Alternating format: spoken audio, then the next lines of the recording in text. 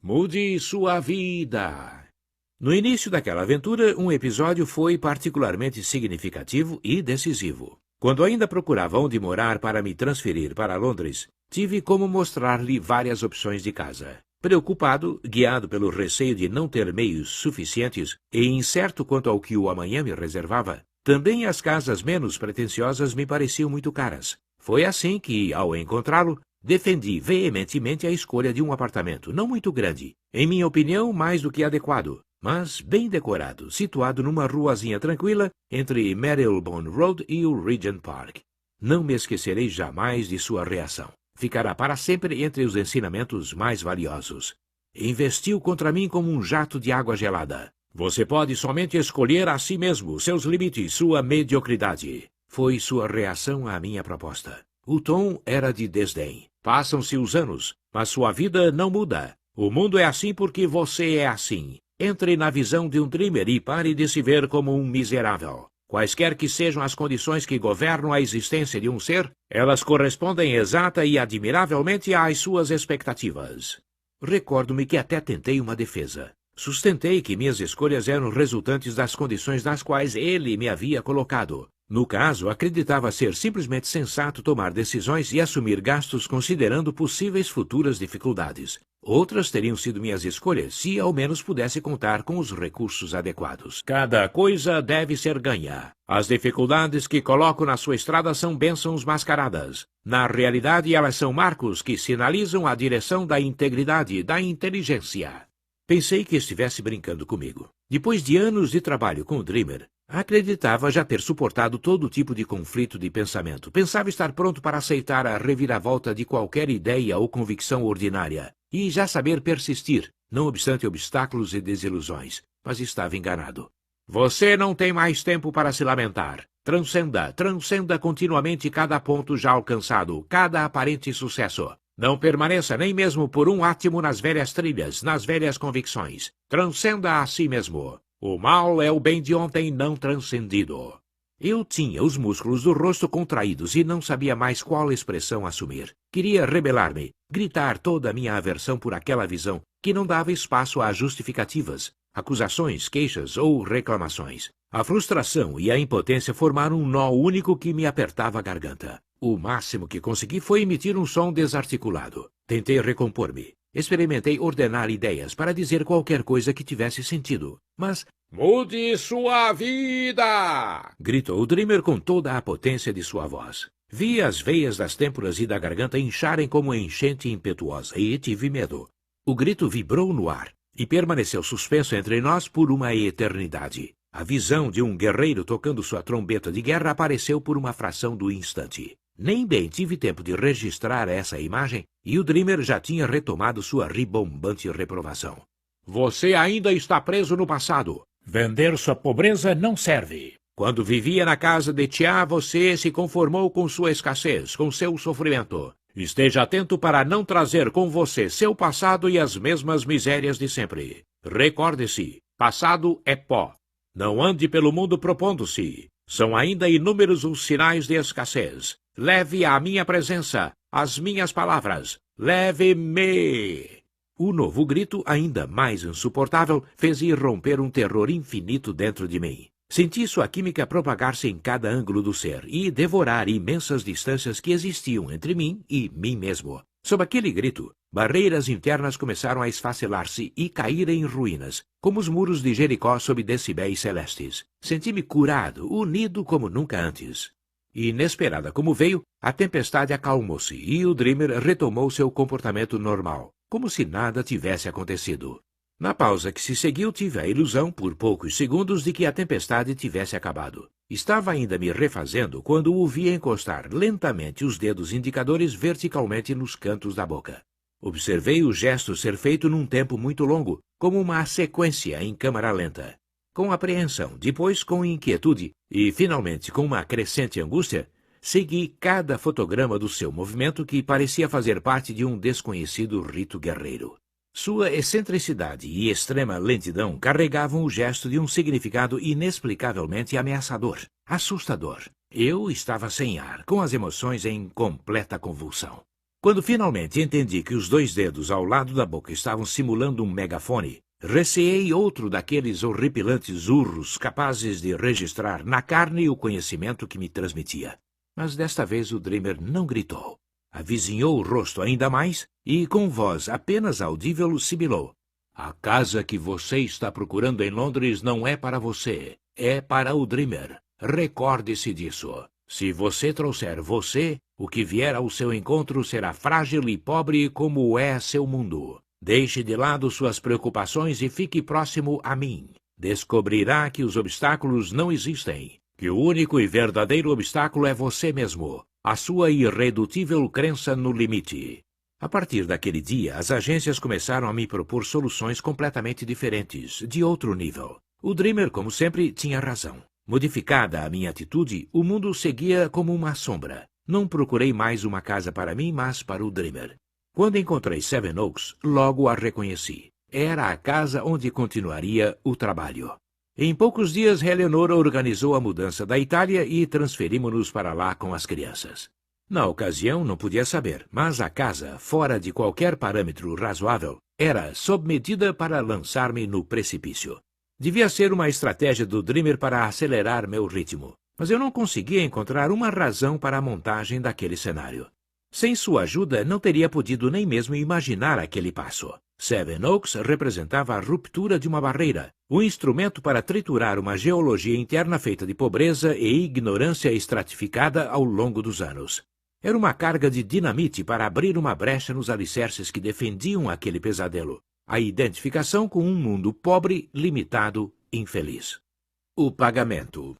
O dinheiro não é real. O real é a visão de um indivíduo. O real são suas ideias. Os recursos e o dinheiro são apenas a consequência natural. Alinham-se e assumem as proporções do seu sonho. Mas se você está mesmo convencido de que seu problema é falta de dinheiro, disse com um plácido sarcasmo, então vá ao banco e peça um empréstimo. Pode ser, menti no impulso.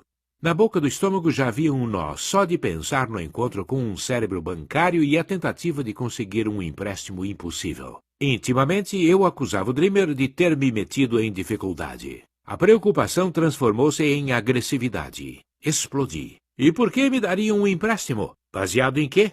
O mundo sabe. O banco sabe, afirmou. O banco, como o mundo, não está fora de você. Pode conceder-lhe somente aquilo que você já possui. Com um movimento rápido de cabeça, teatralmente prescrutou a direita e a esquerda para se certificar de que estávamos a sós e ninguém pudesse surrupiar o segredo que estava por me confiar. Depois, em voz baixa, disse, no universo não existe nada que lhe pode ser doado. Um ser humano pode receber somente aquilo que já pagou. Essa pantomima pegou-me de surpresa. Não tive nem tempo de ajustar os músculos do rosto para uma nova máscara. O Dreamer já havia reassumido sua habitual severidade. O pagamento pode vir no tempo ou em ausência de tempo. O espaço criado agigantou o valor da sua declaração e prenunciou a intensidade do que estava por dizer. Se existe uma diferença entre os seres humanos, ela está no mundo que eles mesmos escolheram para pagar. Um ser humano que acredita em si mesmo já pagou por tudo aquilo que possui. Seu verdadeiro negócio, sua única ocupação é manter-se intacto e não permitir que nada nem ninguém comprometa sua completude. Ele sabe que é sua indivisibilidade que lhe cria a riqueza. Sabe que seu destino financeiro depende do seu grau de integridade.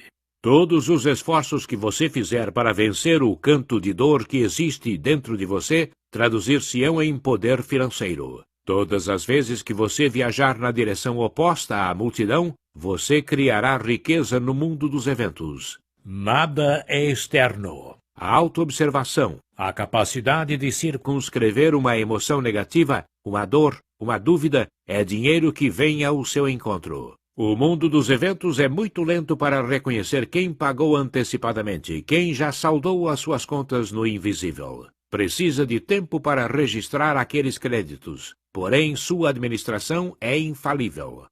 Aqui se deteve para me olhar intensamente. Li em seus olhos a gravidade da revelação que estava por me fazer, e já intuía a dor que deveria me provocar. Você, como milhões de pessoas que amam depender, escolheu pagar com o dinheiro do tempo. a dor, disse com um tom de amargura que a comparação sugeria. Crédito e débito são a mesma e idêntica coisa, divididos pelo tempo. O futuro sabe. Obter crédito é apenas um sinal luminoso que indica que o pagamento já foi feito. Se lhe foi concedido é porque você já o pagou. Eu estava maravilhado. O Dreamer transmitia um segredo que nenhum economista antes havia podido descobrir e muito menos formular por meio de uma lei tão importante que explicava a ousadia, o caráter visionário, o sentimento de certeza dos estadistas, capitães da indústria e sonhadores do mundo dos negócios. Uma teoria sobre capacidades e características dos empreendedores e a loucura luminosa do líder, cujas iniciativas, escolhas, decisões, muitas vezes cruciais para o futuro de tantos homens e mulheres, sempre pareceram temerárias, se não malucas, aos olhos do ser humano comum. E então por quê? Mesmo sendo dirigidos por pessoas de valor, impérios financeiros ou industriais caíram. O Dreamer estava acelerando e eu o acompanhava com dificuldade. Na vida, como nos negócios, existe somente um modo de perder: deixar de acreditar em si mesmo. No Instituto de Economias em Nápoles, com o meu professor Palomba, Giuseppe Palomba, notório economista napolitano, 1908-1986, sobre o caminho antes traçado por Amoroso, Luigi Amoroso, matemático italiano, catedrático em economia e autor de inúmeras obras, 1886-1965, tínhamos dado os primeiros passos no território do sonho, das ideias universais que inflamam o ser humano e constituem poderosas forças econômicas e de ação social. Mas era nada comparado ao que ora experimentava com o Dreamer. Como pode um ser humano controlar eventos e fenômenos de dimensões mundiais, como o andamento dos mercados, as cotações da bolsa, o clima político, o quadro legislativo, as relações internacionais? Existe uma arte de sonhar que é a arte de acreditar e de criar, uma capacidade de elevar o ser a níveis mais altos de responsabilidade para atrair novas ideias e maiores possibilidades de fazer e de ter.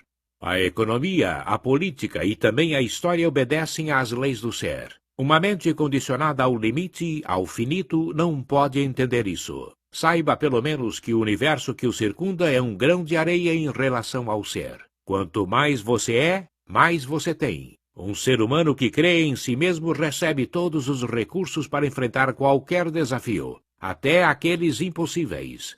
A economia de um ser humano corresponde perfeitamente ao seu grau de integridade. Quanto mais você é, mais você tem, e nunca o contrário. Concedeu-me uma pausa e usei-a para refletir sobre sua resposta. Quanto mais você é, mais você tem. Quanto mais você é, mais você tem. Eu repetia, mas o conceito, mesmo tão simples, tão forte, escapava-me. Não conseguia contê-lo, fazê-lo parte de mim. Finalmente brotou o pensamento. A qualidade cria a quantidade. Eis o grande segredo. Uma economia qualitativa guiaria a humanidade futura e traria solução a todos os seus problemas. Uma cura planetária. A qualidade do pensamento de um ser humano cria a sua economia. Apenas uma economia qualitativa pode produzir uma riqueza real, inalienável, permanente. Era maravilhoso. A filosofia do Dreamer estava anunciando um novo modelo econômico. Estava doando-me a fórmula de um ensinamento totalmente desconhecido das escolas de economia e do mundo dos negócios. A economia não poderá ser guiada pelos economistas, disse penetrando no meio daquelas ideias em ebulição. Num futuro próximo, cada organização, da menor empresa à maior multinacional, será uma empresa ideológica, uma escola do ser. De sua filosofia dependerá seu sucesso, sua longevidade e seu destino. No vértice de cada organização estarão filósofos de ação, poetas e visionários, utópicos pragmáticos, capazes de penetrar no ser e alimentar suas raízes. A menor ampliação da visão, uma pequena elevação da compreensão move montanhas no mundo da economia e das finanças. Nós somos o arco, a flecha e o alvo.